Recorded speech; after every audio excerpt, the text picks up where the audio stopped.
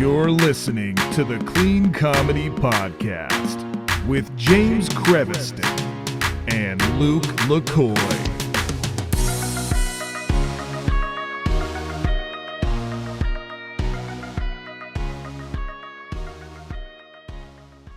Hey, everybody, welcome to the Clean Comedy Podcast. It's James, no co-host today. There's no Danny, no Luke. They're both out today. But I have probably this is going to be one of the coolest interviews ever. We have the CEO and the owner, the guy who runs and has set up the entire World Series of Comedy, Mr. Joe Lowers, like Flowers without the F. So when you think about it, if you want to know, that's how you say it, Joe Lowers. And he's going to come talk to us about the World Series of Comedy, which I've heard about for years, and I'm excited. Joe, welcome to the podcast. Thank you for being here. Thanks for having me, man. Lots of pressure. No pressure. No pressure. You're an intro. I'm like, I better have information. You do have information. Here's the funny thing is I've heard about the World Series of Comedy from all kinds of people. I know Jerry Corley mentioned it to me before. Jeff Shaw, who did well there. He talked to me about it. I know I've heard from a lot of comedians how amazing it is. I lived in Vegas for years and I had no idea this was a thing. I feel like a complete moron now. When did you live in Vegas? I lived in Vegas first from 97 to 99. And then I moved back in 2003 until 2012, something around there. And I moved back. Oh, yeah. So you were there for a couple of years. Yeah. We started in 2010. Okay. In Las Vegas. Yeah. I was big in the UFC at the time. I wasn't doing comedy at the time. I worked with a lot of UFC fighters. Where the new UFC stadium is in Vegas, if you're familiar with that, my gym was right down the street from there. I trained with a lot of like big name UFC guys. So I was more into fighting than I was comedy, but I was always the kidder. I was the jokey guy when we sparred and stuff anyway. So it was like, okay. A friend of mine, we ended up being in video where, when they do all the fighters in the house or whatever. One of the first seasons when they had the fight at Hard Rock. Yeah. I think it was. My buddy and I are good friends. We were into watching it, and we'd go, and he'd get good things. But we ended up being in the broadcast, like up in the stands. Wow. And then every time they replay it, he takes a screenshot and sends it. It's like, we're famous. That is that's what set the Ultimate Fighter up. That's what made that show awesome. I love some reality TV, but I hate most reality TV. Like I worked on The Bachelor for 2 seasons, and it was okay. But I love the idea of behind the scenes, seeing what goes into stuff. Even though I know they fake a lot of stuff, I love that. I wish we had I wanted to do that with the World Series for years. I was gonna say I've always wanted to see like a real reality show following comedians through their day to day, what they do. Maybe it's like because they tried it with Last Comic Standing where they did have them living in a house and stuff or whatever. It didn't really go well. But I think if you go through a process of showing comedians working together, writing jokes or roasting each other or whatever, and then kind of growing from there, I think there could be. And then the World Series of Comedy, I actually worked on the World Series of Poker at the Rio for a while. Nice. And so, obviously those two things are connected. That's a genius way to do it, by the way.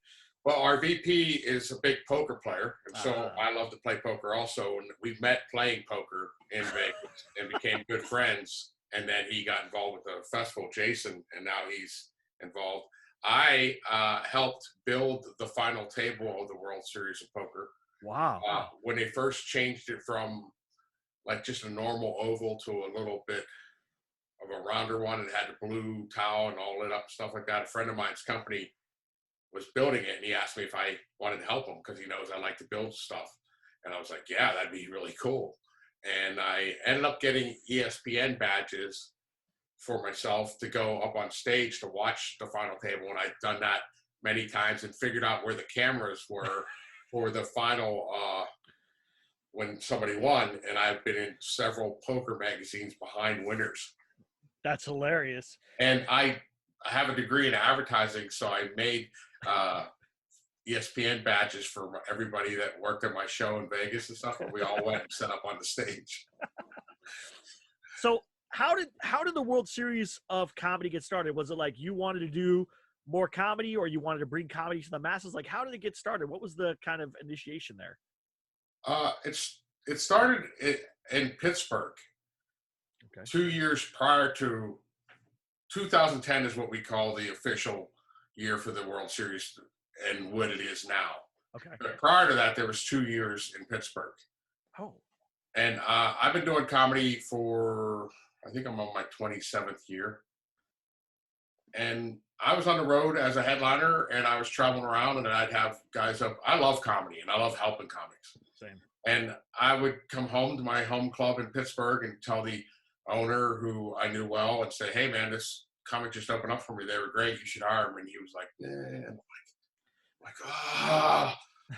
when I see somebody perform, and if I think they're funny and they're good, I want everyone should enjoy what I just enjoyed. So I'm like, oh man, my friends in Pittsburgh would love to see this person. They're really funny." And he kind of blew me off. So I asked him what his slowest month was. And I think he said June. I think that's what it was. And I said, "Give me $10,000 and guarantee me 8 weeks of work, and I'll pack the club for the entire month." So the first World Series was a month long. And we had like a host or an MC spot or something, shows on Monday, Tuesday, Wednesday or something like that. And then Thursday, Friday, Saturday were the feature shows, and comics were coming in, and we gave away $10,000. And it went so well that the following year he wanted me to do it again. Well, that was the year I moved to Las Vegas to try to do my show. And I was like, so I flew back and forth and did it. And then I quit, and I'm like, I can't do that and focus on my show that I moved to Las Vegas to do. Right. And so I was doing that. And then my host for the World Series, my host for my show in Vegas, David Toby, was, we were talking, and I was telling him about it, and he's like, "Oh, we got to do that again." And I go, "I don't have $10,000 to give away." And he's like, "Well, we got to figure something out." Yeah. And I got to thinking about it, and I was like, well, I think comics would probably rather have work. So I called every club that I had been headlining for and stuff in the first year, and I just explained to them, I go, "This is something I'm trying. I've never done it. I don't know what kind of talent I'm going to get. Give me a week of feature work at your club for the winter, and that should help me get better talent, and then you'll get good comics." And I ended up with 37 weeks of work the first year. Wow. Man, Yeah, any comedian would kill for that.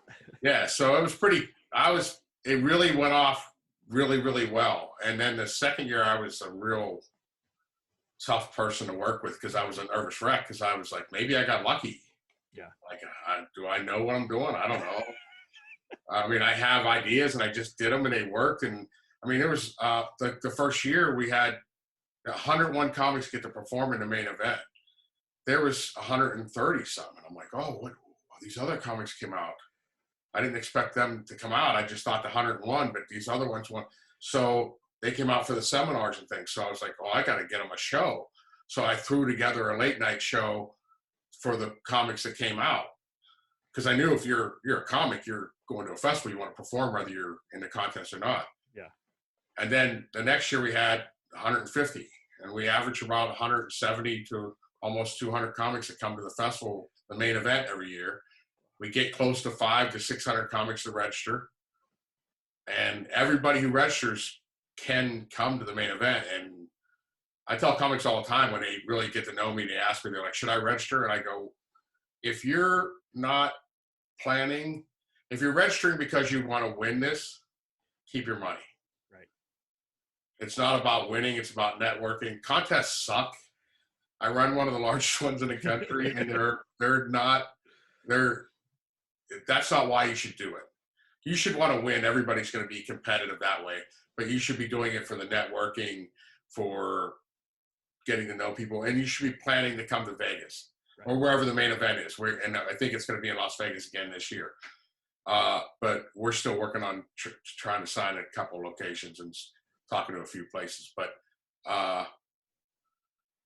yeah, if you're not planning on coming, then save your money. Unless you look at the list of satellites, you go, man, I really want to get into Punchline. Well, then, sign up and you can go showcase there. I signed up for all the West Coast ones, all the ones on the West Sure. Coast, because Yeah, I smart. don't live out here. So I was like, I'm gonna do it. And what's funny is I put this off for a couple of years now, where I was like, nah, I don't like, I'll never win, so I shouldn't do it. But then after talking to more people, especially like Jeff Shaw, and he was like, look, this is a networking opportunity. This is an experience opportunity for you. It's not, you're probably not going to win, right? He's like, I'm not going to beat around the bush. You're probably not going to win, but it's going to be an opportunity for you to get to meet other comedians, to meet other club owners, bookers, other people who are doing podcasts, shows, all the stuff that you do, and now you can network with them. And I was like, you know what, that's genius. So that was Yeah. my selling point. I think that, like, for you, and you chose all the West Coast ones. Yeah. I think a lot of comics think that I'm going to get mad if they cancel, if they get in. Right. I'm not. Right now we're at 200 and some registrations for the year. There's over 100 and some comics that have chose the first satellite in Ohio. Only the top 40 get to get in. So there's going to be some comics that don't get in. I would tell somebody like you should put down Ohio because it's the first one.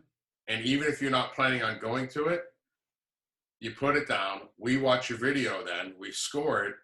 If you get in, then you beat out 100 and some comics to get in. You'll probably get into the ones that you want to get in. Oh, And then you just email me and say, no, I can't make it. gotcha. And I don't care.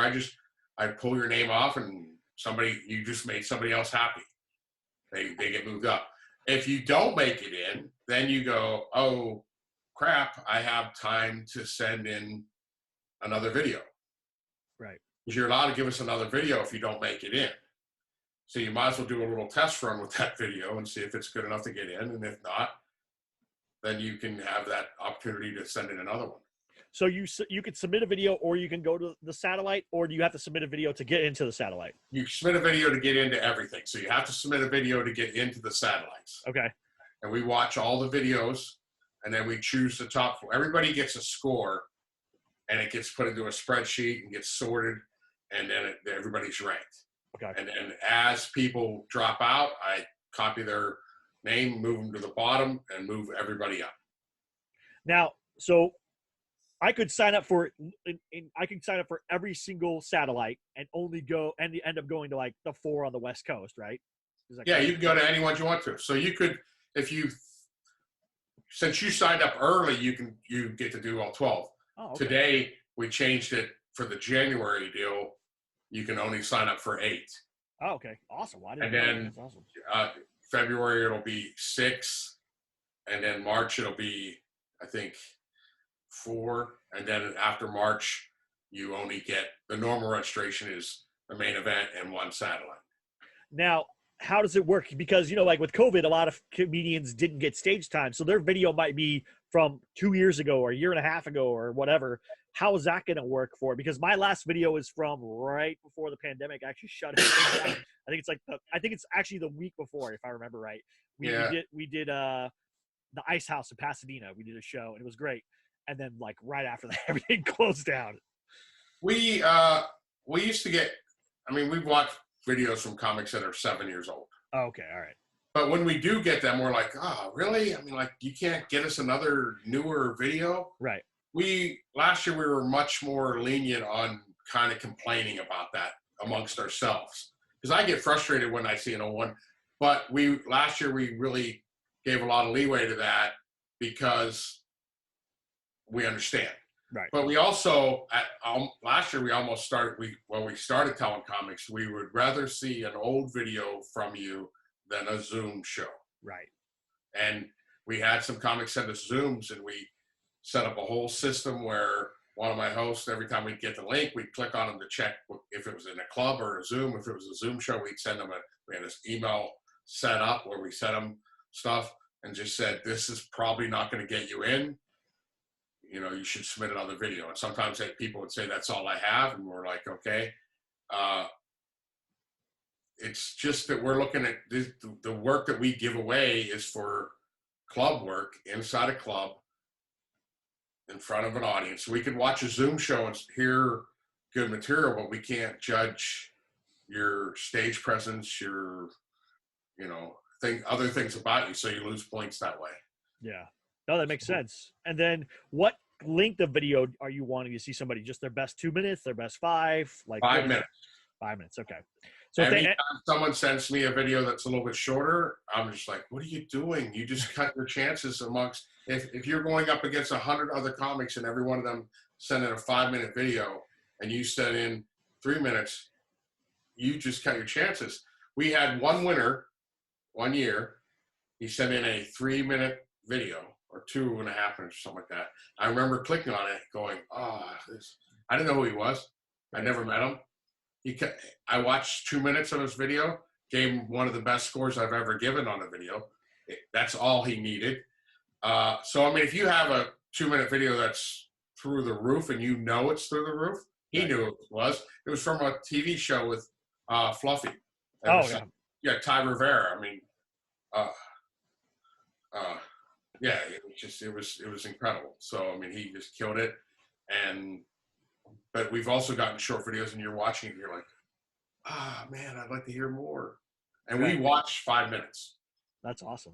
And do you accept like videos if somebody cut video together, or do you want like a full like 5-minute set? So somebody they have like 1 minute of their best stuff from the improv and 1 minute at the Ice House and 1 minute at the Comedy Store, and they smash it together or whatever, 2 minutes of each of those, something like that. They smash together 5 minutes. Will you watch that, or is that going to deter you? We're going to watch every video that's sent to us. It's scoring wise, it could hurt them. Okay. We are okay with editing if you edit, like kind of like what you just said. If you get a really good minute and then you cut to another club and you get another good minute and you cut to another. But if you cut off a joke or a punchline, there's sometimes people are sending us an edited video like it's a commercial. Right. And we gotta go see them to get the good stuff. It's like, no, send us what you got. I mean, so if it's chopped up and edited bad, that's gonna hurt you. Ideally, we like to see an unedited set. And most clubs, most of the things that we do, we try to do it the same as the clubs do. Right. From our years of talking with industry and bookers and stuff like that, most comedy clubs don't want to see an edited set. Right. No, that makes sense. Yeah, I actually have to go edit a longer set down for you. Like that's my only issue. So I'm working on that. Yeah. But as long as you don't cut off your punchline. No. This is great for you. You registered. Now you get to ask the questions that you.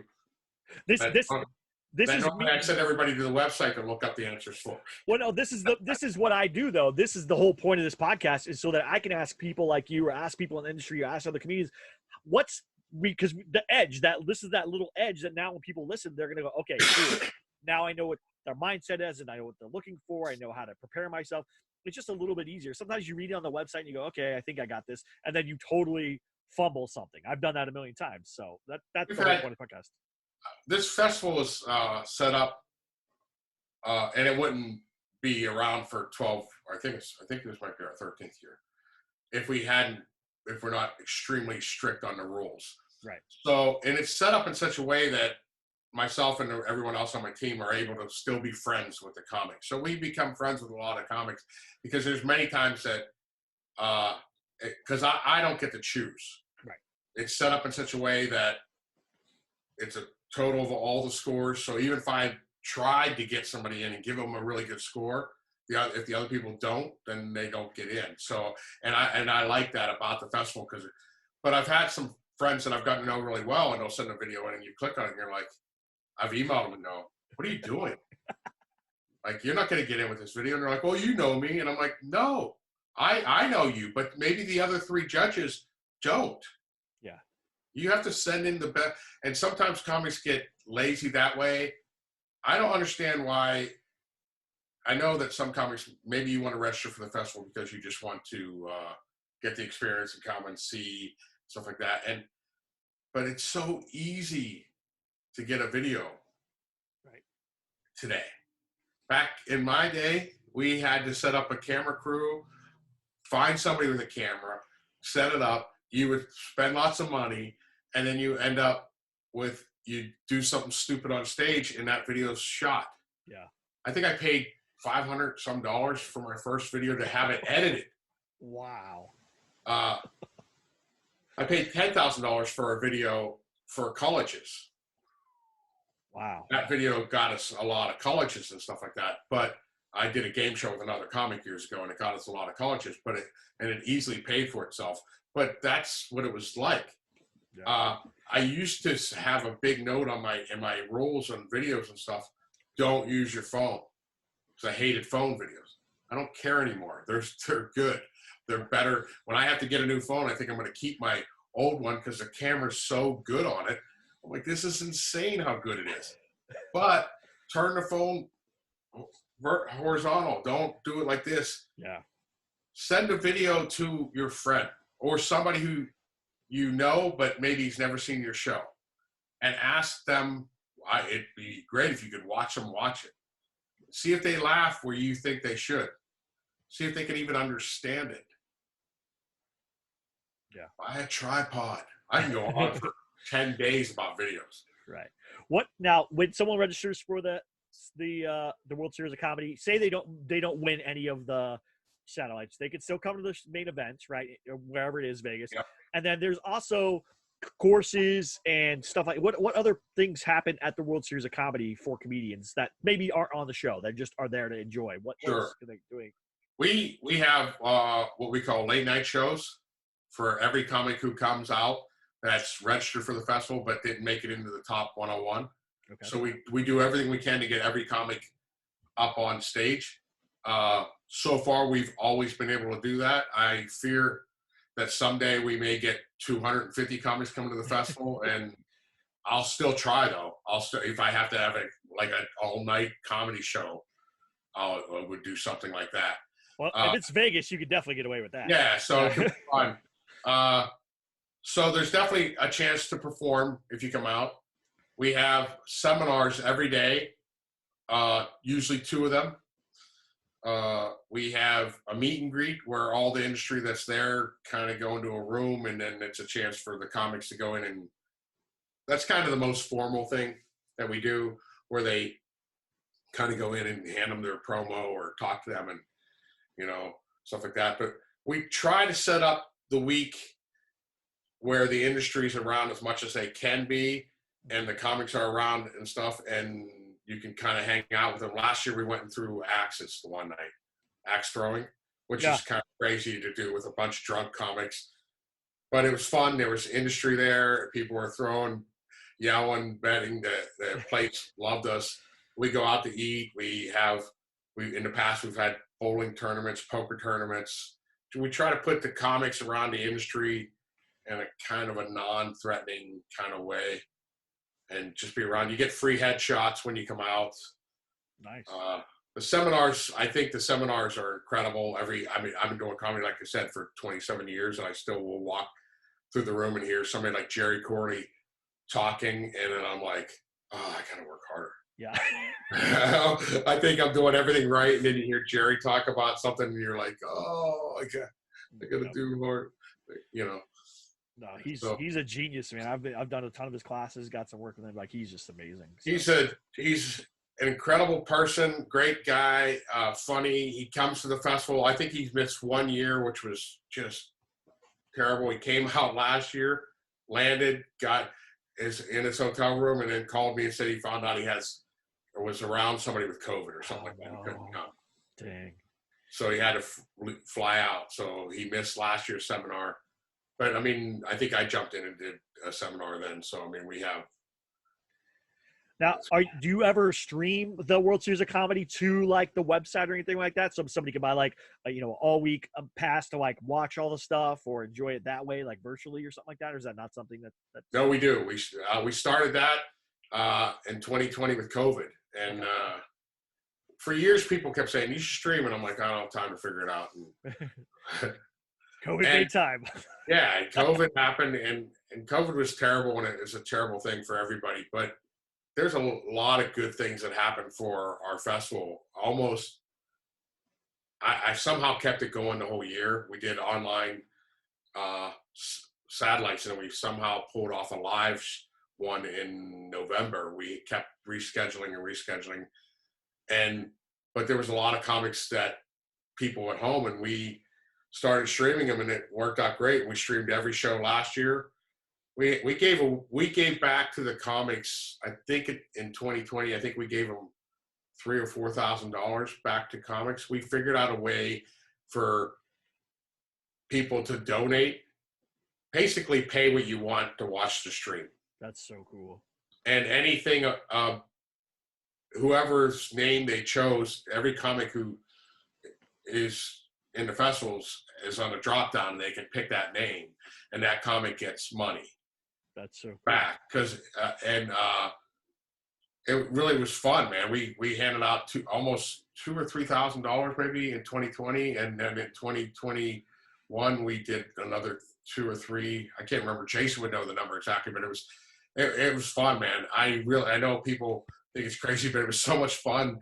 Like PayPaling them back. Like the one dude made like $300 and some. I was like, this is so great. That is. That's a good feeling, right? Giving back to comedians because you know how hard they work. Fun. It was so fun. I am very excited. Well, I got to go redo my stuff now because I only submitted for 4 satellites. I'm going to have to go do it and edit my stuff now and submit for all the satellites, I guess. So that's just send me an email and I'll change your registration. Perfect. Thank you. And then what is your biggest tip or your biggest piece of advice to comedians maybe about the World Series of Comedy? What's the one thing that you maybe dispel rumor or something like that you would benefit comedians? I don't know. I mean, I just work on it. I mean, that's a hard question. I think dispel rumors. Are there rumors? I don't know. I don't know. Like, I don't know if people ask me, like, oh, is this like the World Series of Poker? Like, I'm going to be famous like Amy Schumer got off of Last Comic Standing if I win this, right? Type thing. Yeah, no, you're not going to get famous. It's the prize is crappy. It's hard. It's work. I make a joke when I'm going up to announce the winners. I go, the people who signed up for this contest are submitting for work. I go, no one that you know is going to pay money to be in a contest to win work. It's just insane. Comics are crazy. I'm one of them, so everything I say is, you know, I've had club owners go, well, why would comics travel all the way here? And then I go, are you a comic? And they're like, no. And I go, then you can't talk to me about this. You're a club owner. You run the club. You do a wonderful job. It's a beautiful club. I said, but we have a different mentality. Yep. And we want to be seen. We want to perform. As far as the World Series, I'd say don't enter it if you are entering it to want to win. You should try to win, but don't enter it for the right reasons. And take the time before you spend money for any contest, not just mine, any of them. Take the time to read the rules. They took the time to do them. Take 10 minutes, read the rules. It's incredible to me how many people register for this festival, spend $65, then email me questions that in my head I'm going, I wouldn't even have paid for this if I didn't have this answer first. And the answer that their questions they're asking are on the website already. Yeah. Very seldom. I bet you once a year I get a question from somebody that the answer is not on the website. Okay. And it's on the website the next year. There you go. Every time I get a question, if it's not there, I mark it down. I keep the answer that I sent to that comic and put it on the website. Perfect. That's awesome. I'm so excited. I'm very excited for this year for me because like I said, I put it off. I was like, I don't know, but everybody said it's good. Look, and like you said, don't try to win it. Just go experience. Yeah, have fun. And I was like, you know what? I need to get out of LA anyways. Like it's fine. Yeah, you're gonna meet 100 comics. One of my favorite things that happens with the festival is when Jason and I talk about this all the time. When we're on Facebook and you see somebody in Indiana, a comic posts something, and some comic in LA say something rotten, terrible, like we do as comics to each other jokingly. Right. But I know that comic doesn't know this one until the World Series. Right. So I made these two guys be able to talk crap to each other, and it's a lot of fun. That's one of my favorite things, seeing comics that I know wouldn't have never met all across the country. And now I see these comics working with each other, and they're driving across the country, and they're like, I stayed at so-and-so's house. And it's like, that's great. they would have had to pay for a hotel room. So they just saved money and they got to hang out with somebody that they enjoyed hanging out with. That's awesome. So it's fun. It's good. So they can go to the World Series of Comedy.com. That's the website. They go there. They can see all the information. There's FAQs, more information. You can see who won last year, all that stuff. You can see all the locations of where all of the satellites are. There's East Coast, Middle America, and West Coast as the different options that you have there. They're staggered from basically starting in March until July, so that you guys can have all the time in the world to prepare. Now you have, January, February. And if you're going to do March, I guess you have early March to get your stuff together. And then part of the process is submitting a video before you go to the satellites. So make sure that you're doing all those things. And like I said, go read the FAQs. Just like Joe said, read the FAQs, read the information. There's also information that's emailed to you when you sign up too. I went through that whole process. So I wanted to share that with everybody. And is there anything else you want to add to this, Joe? No, you did a great job. Thank you. Just announced it all. Yeah, it was great. Appreciate it. I appreciate you having me on. If anybody has any questions, feel free to email me or call me before they register. Perfect. There you go. My phone number's on the website. You can call or email, text, whatever. I emailed Joe, and he emailed me like literally right back, like, "Hey, what's up?" And I was like, "Whoa, wow, that was fast! Like, I was not expecting that." So thank you very much. I work nonstop. That's because you do what you love, right? Comedy is like a business of love, a labor of love. So I'm so grateful. Well, thank you again, Joe. Thank you for everybody that's listening. Please like and subscribe. Go to the World Series of Comedy.com. Check it out. I'll put the link in the description below, so you can just click right on it, and then it'll take you right to the website. And everybody have a good one. And thank you, Joe. Thank you, everyone. Have a good one. Bye.